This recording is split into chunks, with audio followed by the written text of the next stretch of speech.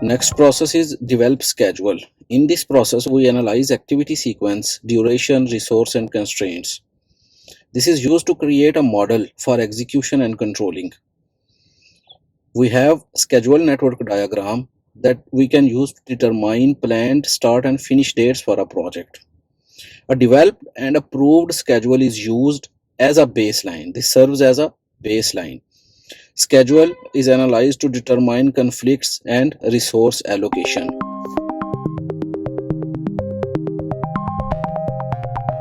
In developed schedule, we need project management plan as an input. Two parts: schedule management plan and scope baseline. Schedule management plan and project management plan are not same.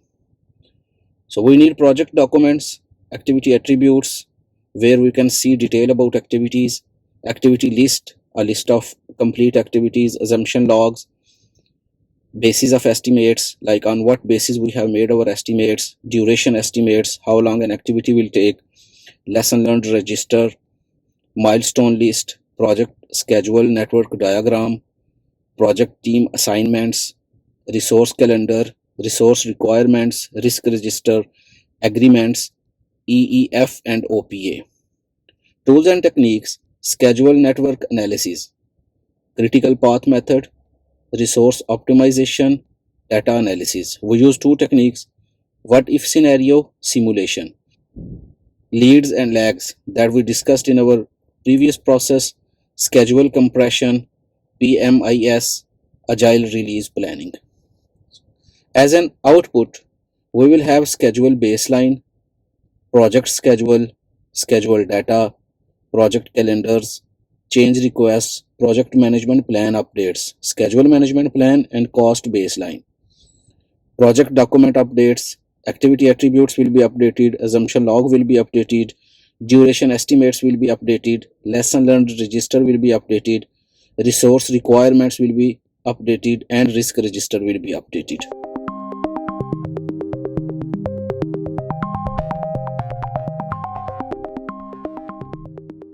So as an input, we need schedule management plan, where we have all the detail about how we will do other processes in this knowledge area, like how we will estimate activity duration, how we will sequence activities, how we will develop schedule, and how we will control schedule.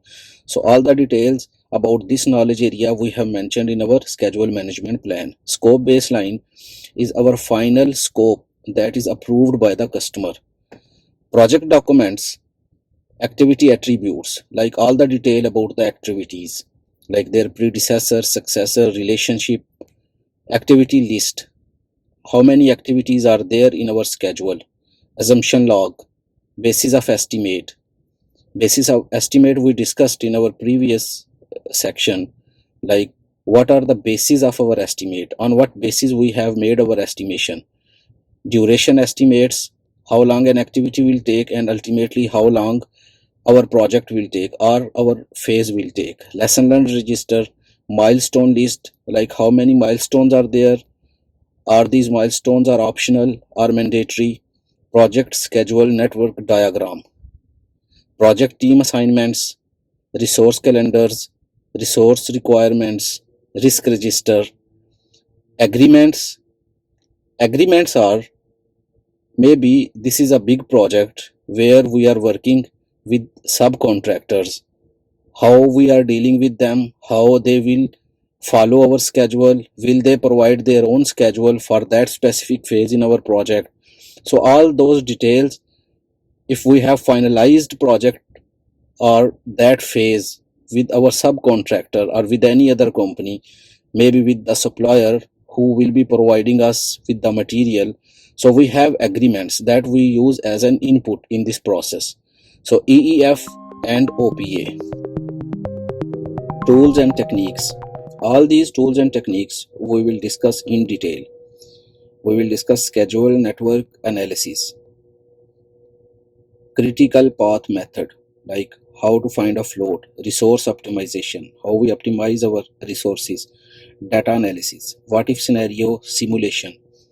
Leads and lags we discussed in our previous chapter, schedule compression, PMIS, agile release planning. Schedule network analysis is a technique that we use to analyze our schedule. We need to know our reserves, like there are two types of reserves: contingency reserves and management reserve. We need to know about critical path, float, converge and diverge paths to reduce the chances of slippage. So here we have two activities, activity A and activity B. Both have only one successor activity, activity C. So when we are finding our float, we have two early finish. Which one we will consider for activity C? Opposite to that, we have activity C that has two successor, activity A and activity B. When we are doing our backward path, we have two late finish. Which one we will take for activity C to find our float?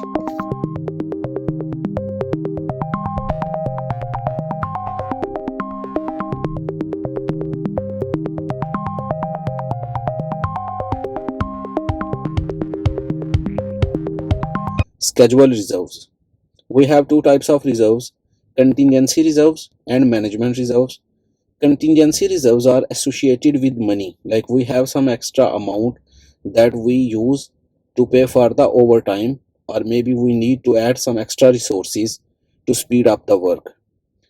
Those are used for known unknown risks, like we know this activity is going to be delayed but we don't know how much. So those types of risks are called known unknown, like we know this is going to be delayed but we don't know the impact and probability. So contingency reserves is a part of schedule baseline. It's always in project team's hand, they can use wherever they require. So for identified risks, like there are some risks that we have identified, so we keep contingency reserves to fulfill that risk. Like if some activity is going to be delayed, we will know when we are identifying our risks, like this activity is going to take longer than what we have planned, so we keep some reserve for that activity. So contingency reserves are used for accepted risks, like we have already accepted that some specific activity is going to be late, or there is some resource that might not be available, so we need to add some extra amount to hire a new one. So those type of risks or delays are covered by the contingency reserves. So management reserves are associated with money or time, like we keep some money extra and also have some time in management's hand. So project team has to ask management's approval to use those management reserves. So management reserves are for schedule uncertainty, for unknown risks, like we don't know there will be a risk and how much impact and probability will be there. So those types of risks or those types of delays are covered by the management reserves. So that is solely for management use and in management control. The amount of reserves not being utilized with progress shall be returned to the organization. Like here, we have a schedule and we know that this schedule is going to take $100,000, but we keep another $25,000 as a reserve. Out of that, $15,000 for contingency reserves and $10,000 for management reserves. So when we progress, like we are halfway of our project and we have not used that reserves, so we will not keep that money in our hand. We will return to the organization, so that could be used on some other projects. So this is where we have other projects going on in the same organization, so we don't want to keep that money. So this concept is that should be returned to the organization account so that it could be utilized for other projects.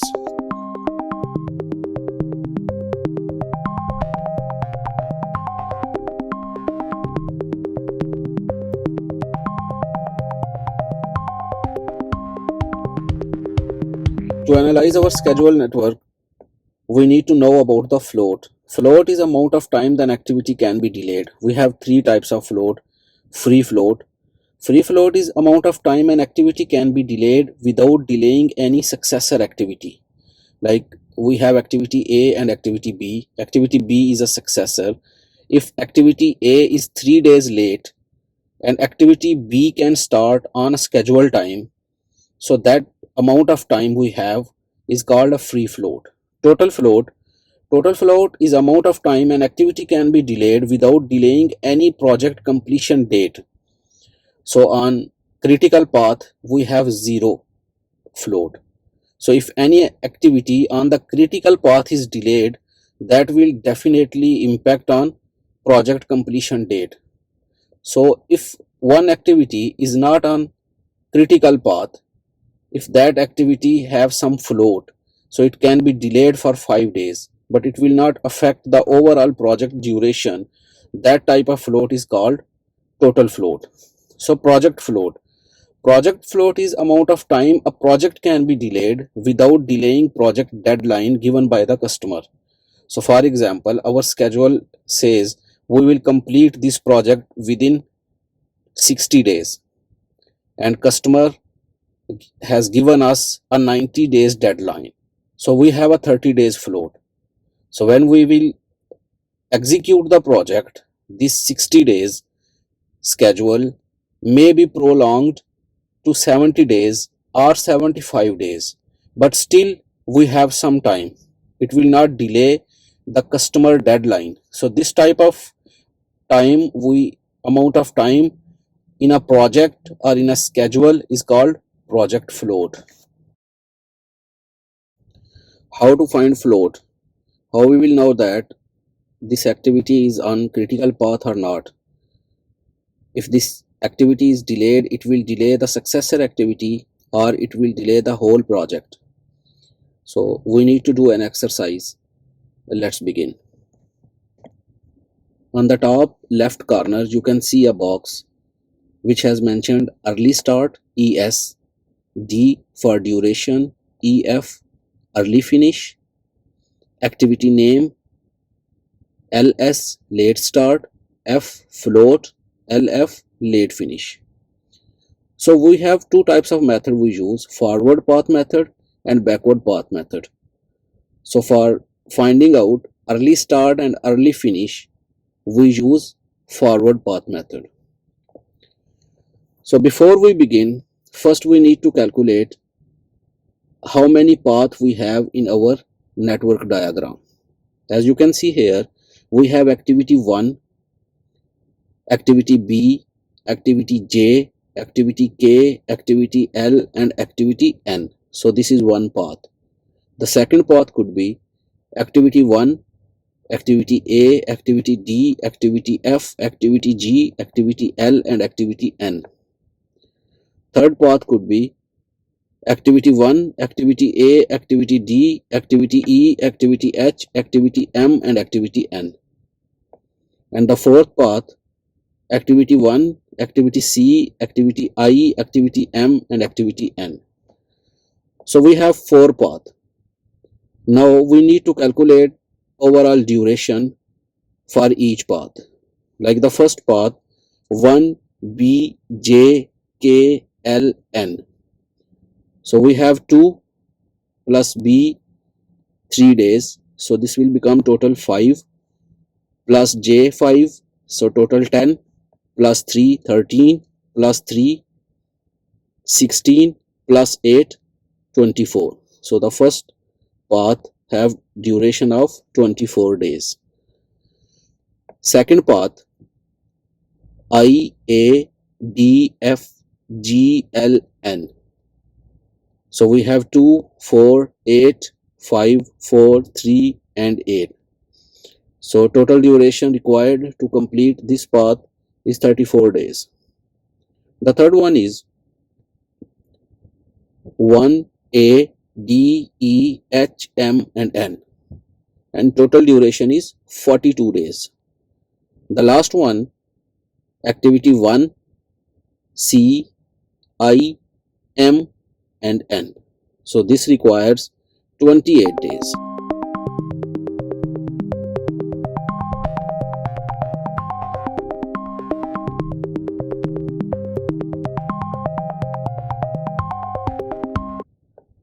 So the longest path is 42 days. So minimum required time that we need to complete this project is 42 days. And our critical path is 1ADEHMN, that we can find out without finding any early start, late finish or early finish. You need to find out only critical path. So you will sum duration of all the activities in all the path. So ultimately you will find out the critical path. So once we have our critical path, we can start finding early start and early finish. So the early start of the first activity is 1 and early finish is early start plus duration minus 1. So for the first activity, activity 1, we have duration of 2 days. So 1 plus 2 minus 1 is equal to 2. So early finish will be 2. So for the next activity, for the successor activity, our early start will be early finish of the predecessor activity plus 1. Like activity 1 required 2 days, day 1 and day 2. Now we are on activity B.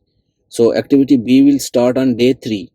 So day 3 we will be early start, and activity B has a duration of 3 days.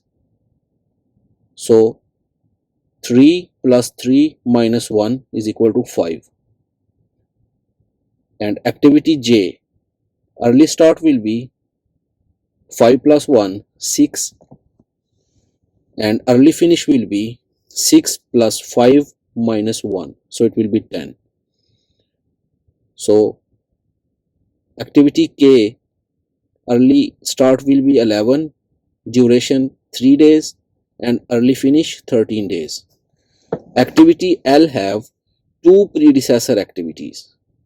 So activity K and activity G. So before we put any early start, we need to find out what is early finish of activity G. So for doing that, we will go back on activity 1 and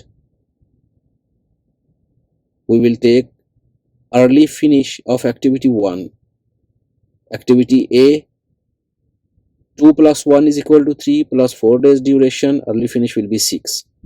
For activity D, early start 7, 8 days duration, early finish 14.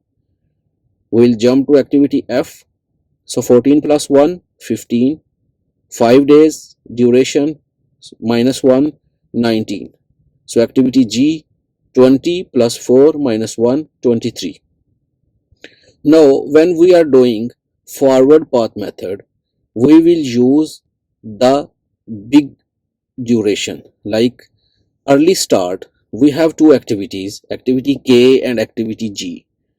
So early start, we cannot start activity L until we have activity K and G both finish.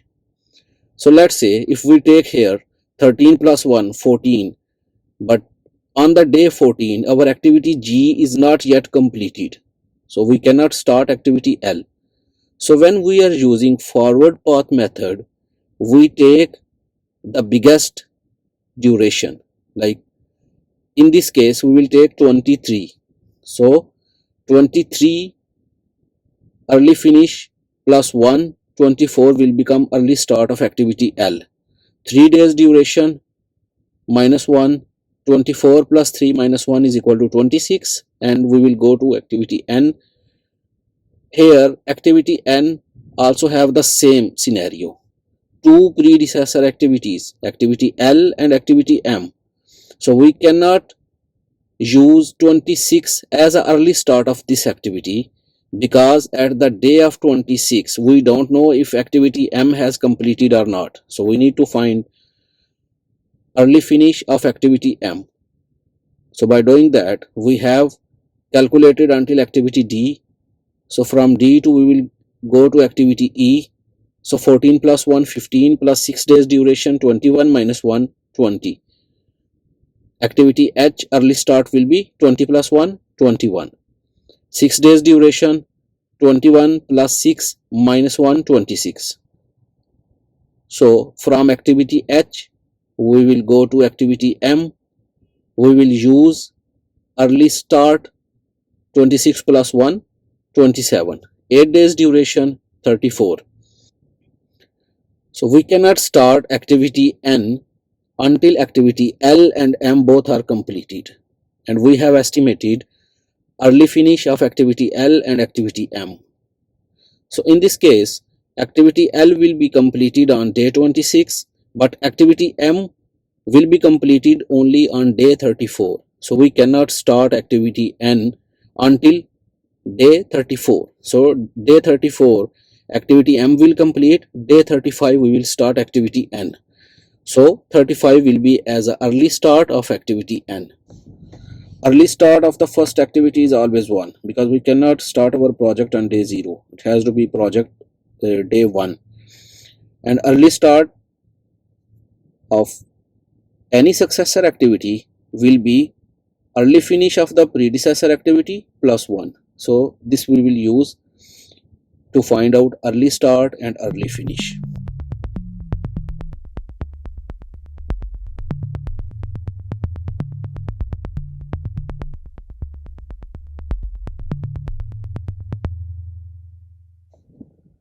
So we have early start and early finish of all the activities. Early finish of activity N is 42 days. That means we need minimum 42 days to complete that project. And also we have late finish, that is also 42 days because our project requires only 42 days. So we will use 42 as a late finish. So from here we will use backward path method to find out late finish and late start. So we will start from activity N. We have 42 as a late finish and activity duration is 8 days. So we will use formula late start is equal to late finish minus duration plus 1.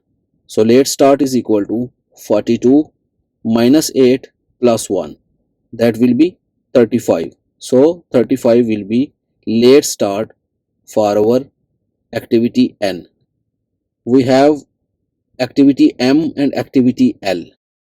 Late finish we will have from our successor activity, as we have already find out our early finish and now we are using backward path method. So we will have definitely late finish date from our successor activity, that will be late start minus 1.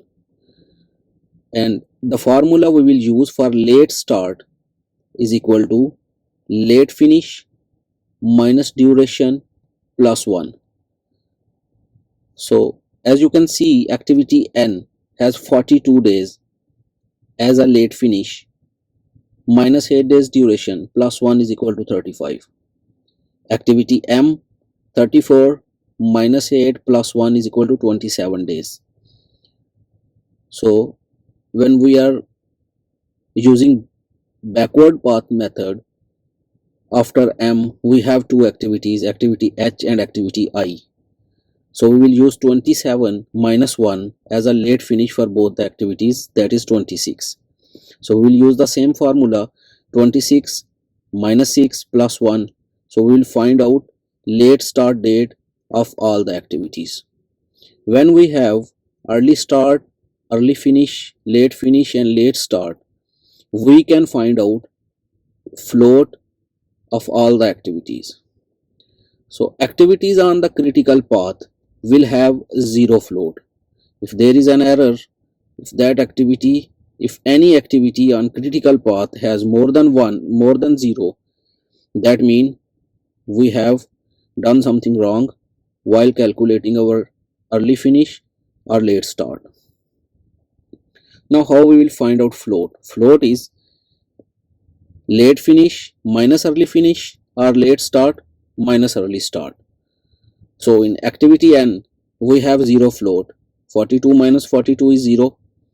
Activity M is on critical path, 34 minus 34 is 0. Activity H on critical path we have 26 minus 26 is equal to 0. Activity E on critical path 20 minus 20 0, 15 minus 15 0. So activity D on critical path 14 minus 14 0. Activity A on critical path 6 minus 6 0. Activity 1 on critical path 2 minus 2 0. So if any activity on this critical path is delayed for 1 day, our whole project will be delayed for 1 day. If any activity is delayed for 2 days, our complete project is delayed for 2 days. So as another scenario, you can see activity L. Activity L has 8 days float. So this activity could be delayed 8 days without delaying project duration. So we are doing two activities, activity M and activity L. So we need 3 days for activity L and 8 days for activity M. We cannot delay our activity M, but we can delay a little bit for 8 days our activity L.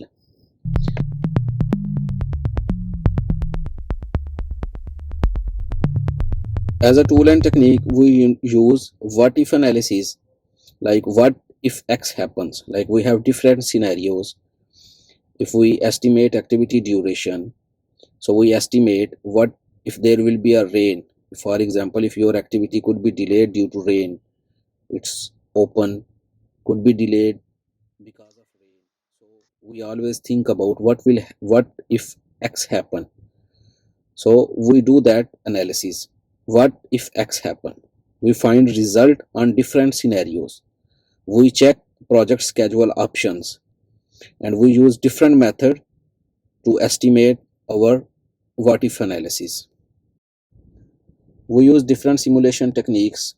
The most commonly used is Monte Carlo analysis simulation technique. That is a mathematical technique generates random variables for modeling risk or uncertainty of a certain system.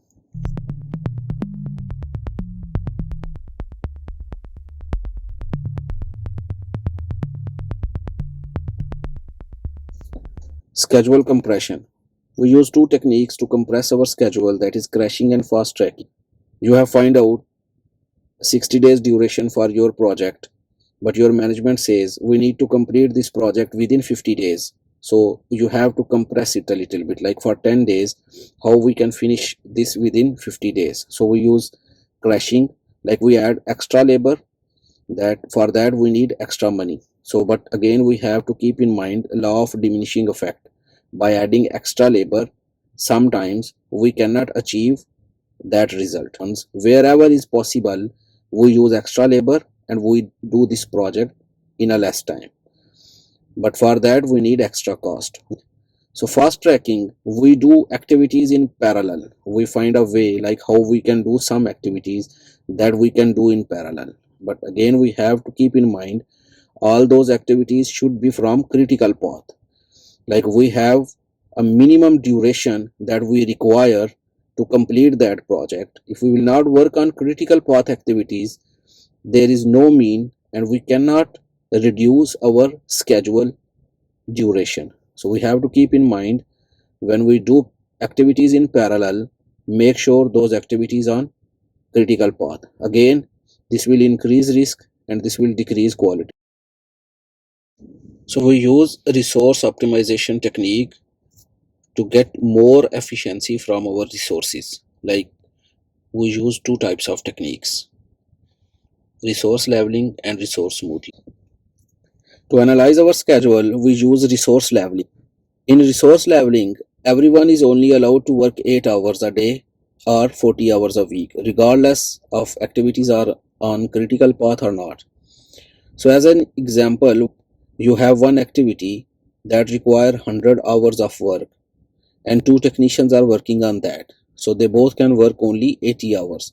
So extra 20 hours will be shifted to the next week. So that activity will be delayed. It will not complete within 1 week. It will be required some extra time. So in resource leveling, we don't work overtime, we don't add extra labor. So we will just level the resources. So everyone is only allowed to work 8 hours a day or 40 hours a week. Resource smoothing, we add extra labor, but only for the activities on critical path. So we try to adhere project schedule. Like in the previous example, if that activity is on critical path, we will add extra 20 hours. We will let our technicians work extra time and we will complete that activity within 1 week. So we try to finish that activity within 1 week. So this is resource smoothing. Like we add extra resources and we try to adhere our critical path. We don't want to change our critical path. We want to complete that activity within that deadline. So additional hours only for the critical activity.